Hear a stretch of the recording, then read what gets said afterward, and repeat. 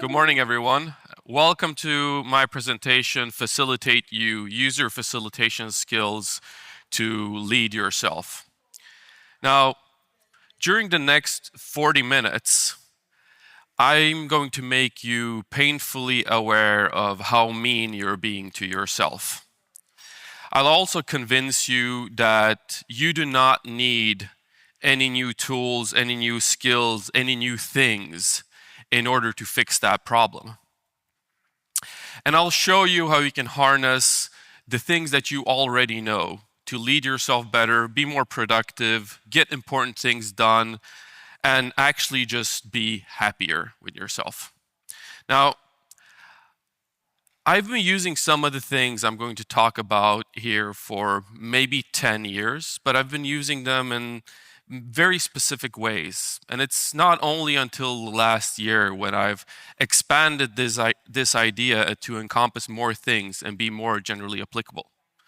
Because this year, I've done something which I've never done before. I've been working mostly on my own and by myself. Well, of course, I've had clients to work with, but I haven't been in a company. Because earlier this year, I quit the company that I was part of founding and that I worked for 14 years. And before then, I was always part of a team. I was always part of a bigger context.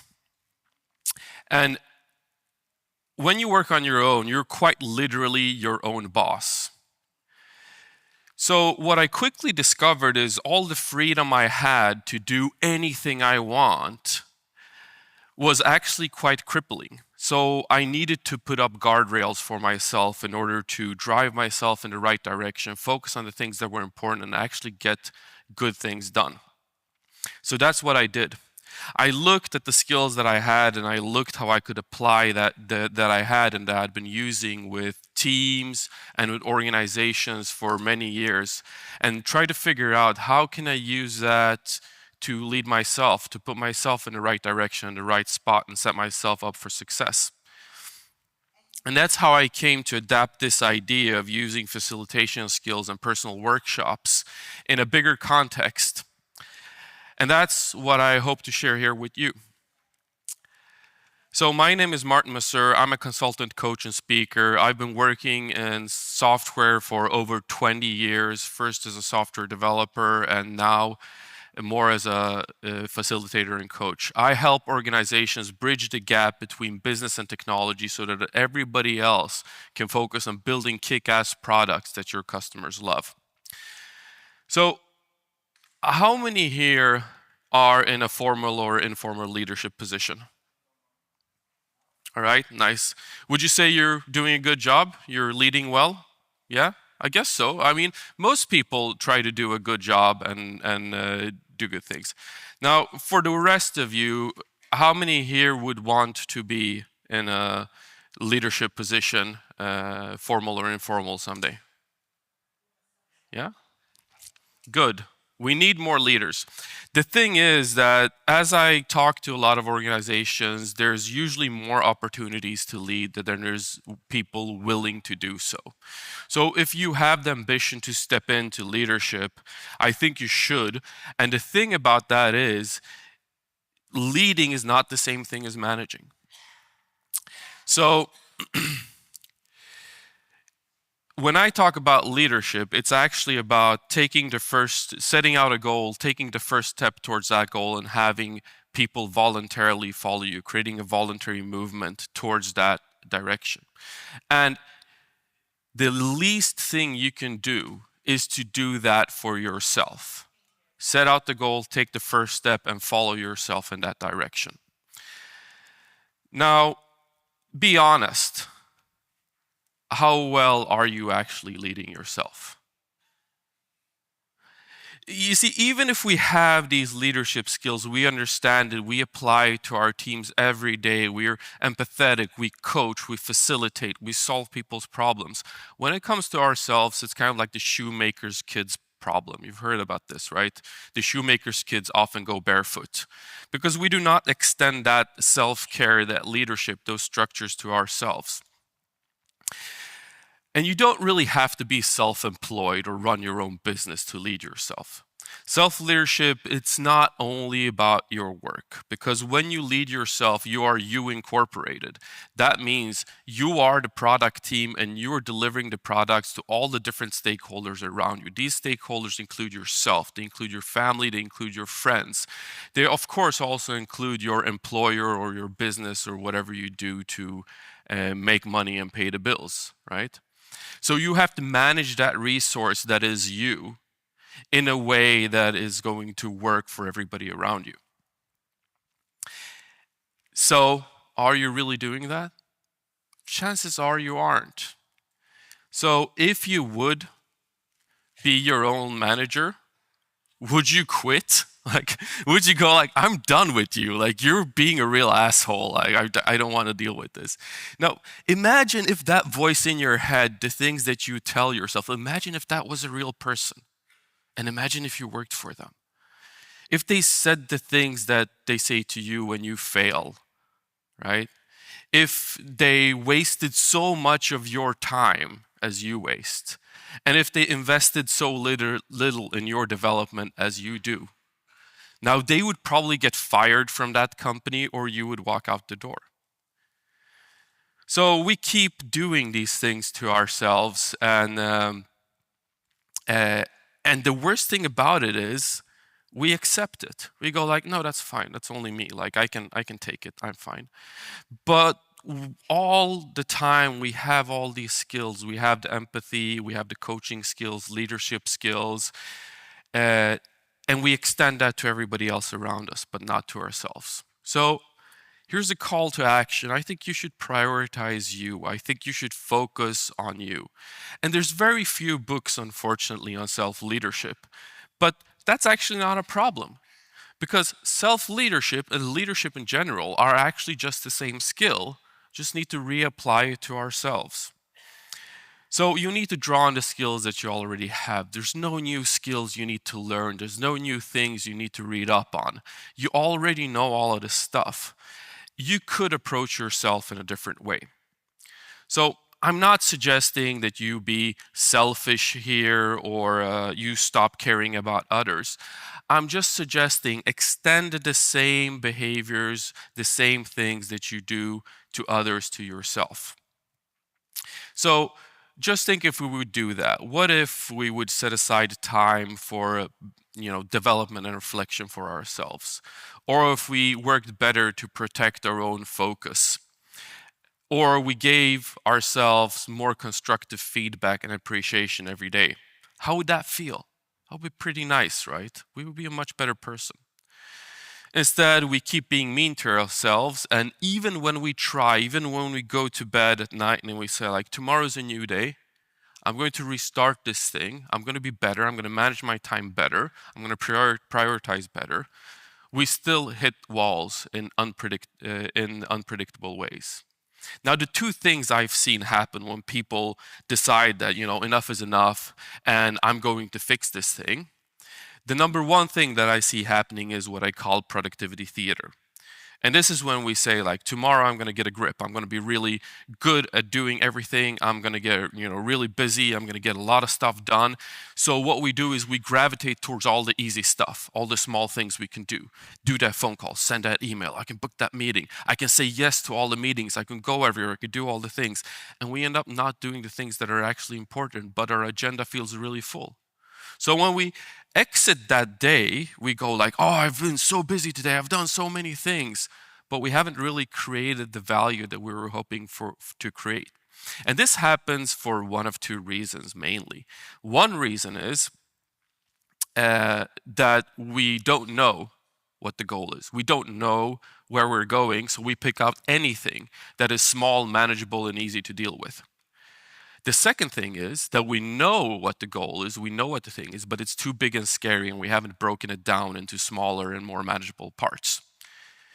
Both of those things you do in your teams every day. you both set out focus and set out direction and say, these are the things we should be working on, these are the things we shouldn't be working on. And you take the big, scary, unmanageable things and you break them down into smaller, more manageable, more digestible parts so you can work on those things and be more effective. But you don't do that for yourself. Instead, you go into the productivity theater mode where you seem very busy, but you're actually not creating all the value that you want to. Now, the second thing is that we're too busy sharpening the saw. So who knows about this story about the people who go out in the woods to cut down the trees, and somebody goes like, it would go much better to cut down the trees if you actually sharpen the saw, right? And they say, well, we're too busy cutting down trees. But in this scenario, what happens is we go like, I'm going to be very productive. I'm going to do great things, but I need a new to-do system or a to-do app or some process or something, and I need to discover that thing. So I need to read all the things online about that thing and download the app and install it. And I need to move all the things that I have into that app. And I found this folder from 1998, and I definitely need to sort all the things in this folder into the correct directory structure before I can be productive and do great work. Right? And then once you've done with that, you go like, oh, but this wasn't the structure I wanted. So let's find another structure. Let's find another app. And you end up creating these productivity systems. This is continuous improvement, but it's only continuous improvement. There's no actual work being done between the sessions. So this is the version of the people just sitting and sharpening the saw and somebody coming like, oh, do you need to, are you going to cut down some trees? Like, no, we can't. We're too busy. We need to sharpen the saw again, make it better. So what if we could help you the way that you help others? Like, what if you could do the things for yourself that you did for others?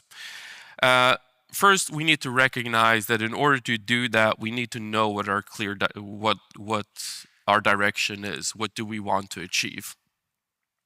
Second, we need to make sure that the things we work on actually align with that direction.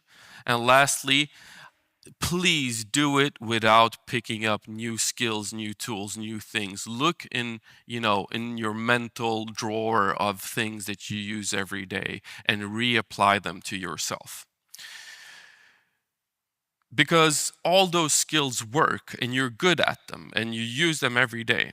So for me, this became facilitation skills. Like I've facilitated workshops, meetings, different types of things for probably most part of my career. And when I talk about facilitation skills, I talk about the three categories of facilitation skills: the hand, the heart, and the head. So hand skills are things like practical preparation, doing workshop design, moderating, and reporting. For the heart, it's the curiosity, trust, flexibility, neutrality, and self-awareness. And lastly, for the mind, we have things like tools and methods, time management, group dynamics, energy management. Now, most of these I found a way to reapply for myself. I found ways to create workshops for myself, design workshops for myself, moderate myself. I found ways to be curious about my own things, extend trust and flexibility, and view things neutrally instead of with a negative mindset. And then the tools and methods that I used, everything from agile retrospectives to everything else that I learned during the year, were perfectly applicable to myself. Group dynamics is hard because, of course, you don't really have a group. So the trickiest part about like reapplying facilitation skills to yourself is actually leading you by you. It's actually coming into this weird mindset that you have to kind of be two people. Because the leader you and the worker you can't coexist in the same mind at the same time. So you can only be one person at one time. So it's really hard to have an internal monologue with leadership you and worker you. But what you could do is you can actually think about leading yourself as leading someone else. And The way we would do that is thinking about yourself as three different people in time. Now, you've seen jokes about this on the internet, but this actually works. You have the past you, the present you, and the future you. It's kind of like the ghost of Christmas thing, right? So, past you can set things up for future you, right? And future you can, set things up for past you can set up things for present you, and present you can set up things for next, and so on and so forth. And it's not that mind-bending if you think about it. It's just kind of like having a time machine instead of having a clone device. So what this really means is that past you should be your best friend. So when you set out to lead yourself, you need to figure out ways to lead future you. So you need to structure work in a way, you need to structure workshops in a way that future you is going to have all the questions answered. They're going to have an easy breezy time to execute on the things that you set up for them. And they're not going to complain and have too many questions because you won't be there to answer them. So this takes some pre-work. So the way I've applied this in practice is actually through creating personal workshops. I decided to if I can do this type of workshops for my team, if I can do everything from daily stand-ups to planning meetings to retrospectives, design workshops, ideation things for a team, I sure as hell can do this for myself as well. Now, the way I set this up is through creating very structured things that I then can go through. And those can be like workbooks or worksheets that I then can fill out. So future me or present me, however you want to view it, just has this easy thing to follow. And it becomes really nice. It becomes like, wow, somebody's actually caring about me and they structured all the things I need to do and I can just fill things out. So how does this look in practice? Well, let's start with a simple thing. Here's an example I use. I have daily check-ins. Now, daily check-ins is a version of like daily stand-ups. And the way I do daily check-ins or the way I started doing daily check-ins is I basically took a piece of paper and I wrote down questions on it the night before. So in the morning when I woke up, there was a piece of paper with questions on it and I can just fill out the questions. That's really easy. And I started with the classical daily stand-up questions. What did I do yesterday? What am I going to do today? And do I have any impediments? Now, that doesn't make any sense. I realized that really quickly because I know what I did yesterday and I don't need to synchronize with myself. I already know what I'm going to do today because I have a list in the back of my head when I wake up every morning, even before I reach for my coffee. My brain goes, this. So it's already there, right? And so what if I have any impediments? What am I going to do about it? It's not like, so the questions didn't make any sense to me. So I started thinking about, what questions do I want to have on my daily check-ins? What questions would make sense to me? And this is where I ended up. And this doesn't mean this is where you should end up. You can find your own questions. What went well yesterday? Now, I want this question because I don't think often enough about the good things I did. I don't think often enough about what I did well. So I want a question saying like, what went well yesterday? Now, then I want a question about what is my priority today? The reason I want priority instead of what I'm going to do is because I already know what I'm going to do, but that list is longer than the amount of work I can fit into one day. So if I know what my priorities are, I can actually pick the right things to work on. And is there any work not to be done? Now, this came for me directly from Lean, we should eliminate waste, because there's always a lot of stuff on my list that has kind of expired. I need to answer this email and it's been a week. Now, after a week, I probably don't need to answer that email anymore. Or I need to do something else. I need to send a CFP for this conference, or I should do this thing, but this CFP date has already closed, so that doesn't make any sense anymore. So going over the things that I have and the things I'm having to see, what can I remove, just removes mental clutter for me. So once I fill this in, I write down the questions again for the next day. And that's all I do. I used to do this on paper, and now I have like an e-ink tablet, and I have a special notebook only for this, and I do that every day. And it helps me kind of ground. It takes 5 to 10 minutes. I do it when I drink my coffee in the morning. It's really nice. So the second thing I discovered was very useful was to kind of have a weekly planning. We do that with our teams all the time. We have iteration planning or weekly plans or anything. And when I started doing weekly planning, I just said, I'm going to set a time in my calendar for weekly planning. Just 1 hour at the end of Friday. Now, it turned out that I would miss those hours very often. I wouldn't actually do any weekly planning. And when I started doing the weekly planning, I would blankly stare at my to-do list and go like, what does this even mean? Like, what is a weekly plan? So of course, I had to set this up in a much better way. I started with some simple tasks that I could complete during the weekly plan. And this is where I ended up. This is my current weekly plan. I'm not sure you can read that, but I basically go through 3 steps. This is I process my inputs, I review things to be done, and then I make a plan for the week. So processing my inputs is everything from emptying my email inbox to closing browser tabs to handling today and overdue tasks. Reviewing things is basically checking my calendar for the upcoming week. How much actual productive time can I have during the week, and how much is stuck in meetings and travel and other things that I need to be doing. And then I review all my projects because I do have multiple projects. I'm working with 4 or 5 clients at a time. Plus I do conference talks. Plus I have all my personal engagements. Remember, this type of work is not only about the stuff you do at work. It's about your whole life.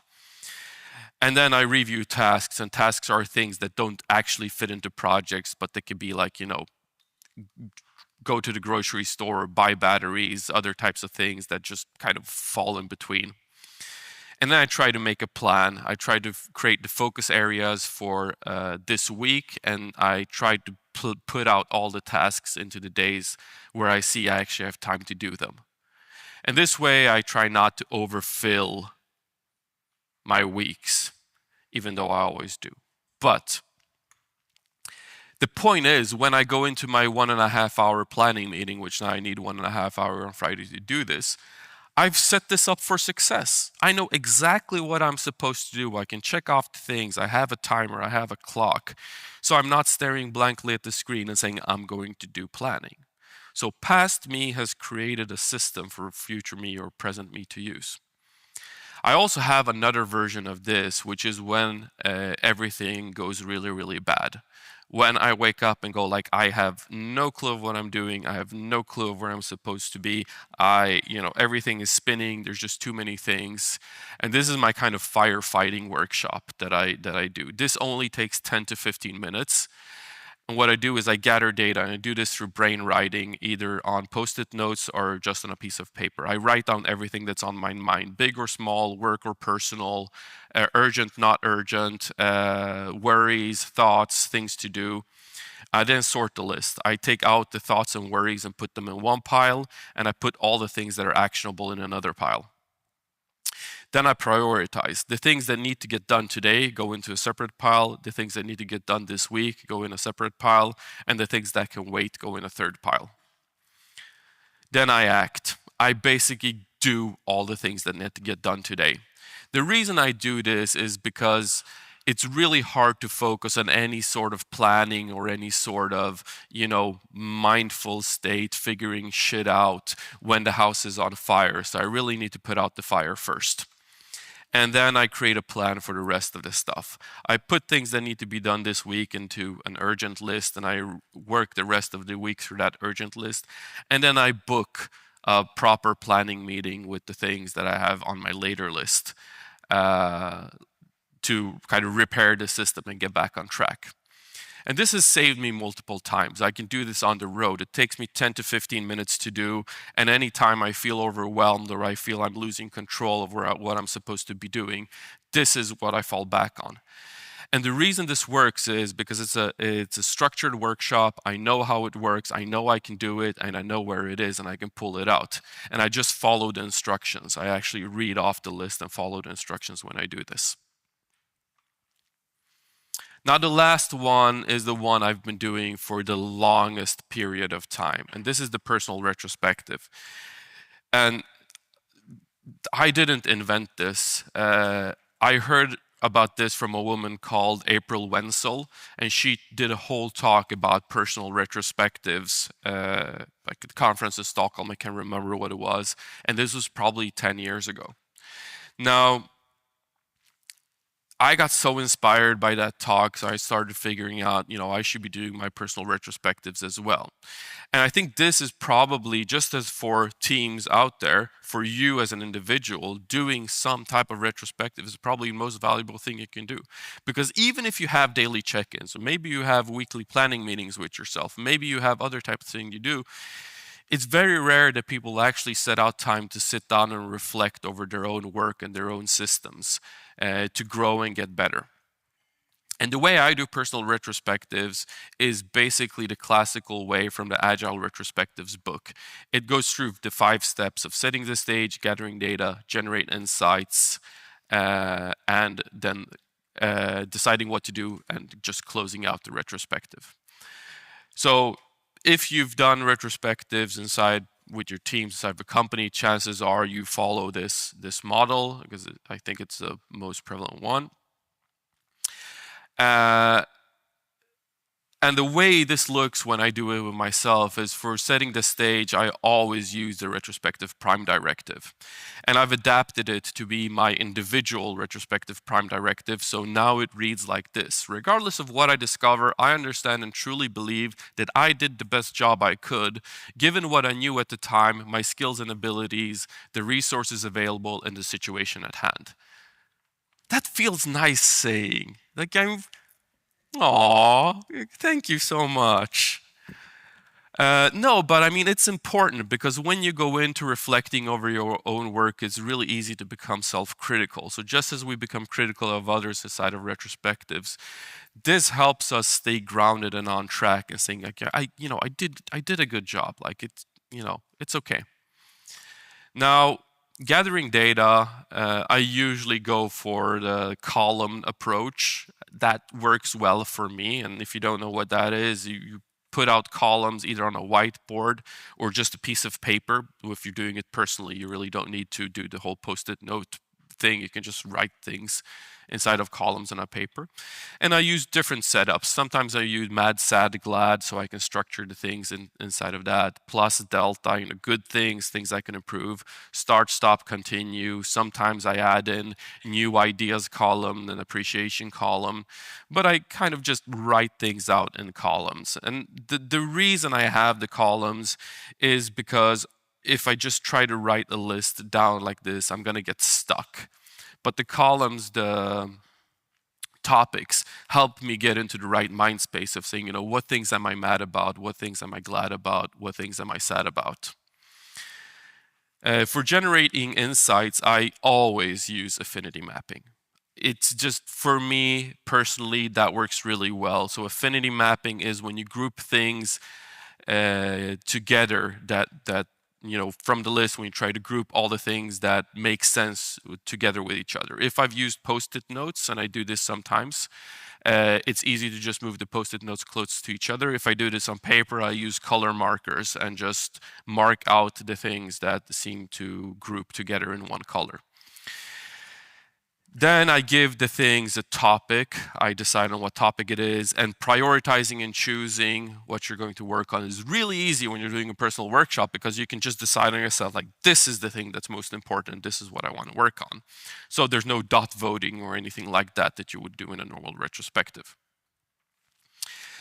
Then I decide what to do. And deciding what to do for me, I do one of two things. Either I just do free-form writing. I decide to write 1 page or half a page about the thing that I'm experiencing trouble with. This works for me because I like writing, and I find it easier to put things on paper than just thinking them in my head. And then when I have them on paper, I can kind of look and reflect over that and decide, is there a course of action in here? Is this something I do? Sometimes I need more structure. Sometimes I'm not feeling that, the brain writing exercise would work. So I use a questions sheet. And for anybody here that was in my talk yesterday, you're going to recognize the questions that I use. So this is the sheet. If you scan the QR code, you can download it as a PDF. I ask myself, what's the real challenge here for you? So I look at that category, it's like, what's the real challenge here for you? And I ask myself the question, and what else? So I really get down to the issue. I check out what resources I have that can help me. I decide what my main goal is, like what's the long-term goal I want to achieve, and then what's the smallest step I can take towards that goal. And that becomes my action when exiting the retrospective.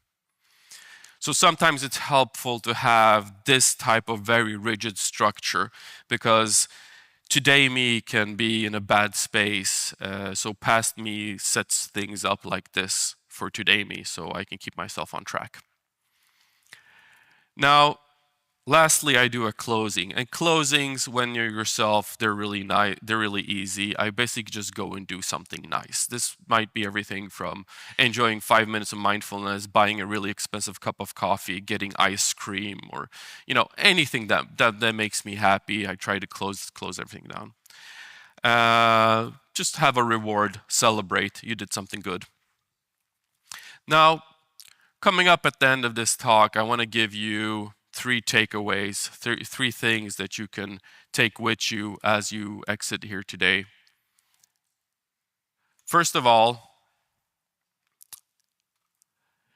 even though you've seen some of examples of workshops, I do it myself. Feel free to steal them, but it's much better if you use the tools that you have. It's much better if you use the workshops, the things that you already know, and reapply them to yourself in the way that we talked about. How can you design a workshop or design a set of actions for future you to use in a structured way? And the reason it's better that you use the things that you know is that you are really good at those things, right? And you don't end up system shopping or doing system shopping or sharpening the saw for too long. Now, again, let past you do the planning. So make sure to create more rigid structures than you would do for others, because present you won't be able to ask questions or clarifications or anything like that from past you. So past you really needs to do a good job in setting up very structured, very orderly workshops.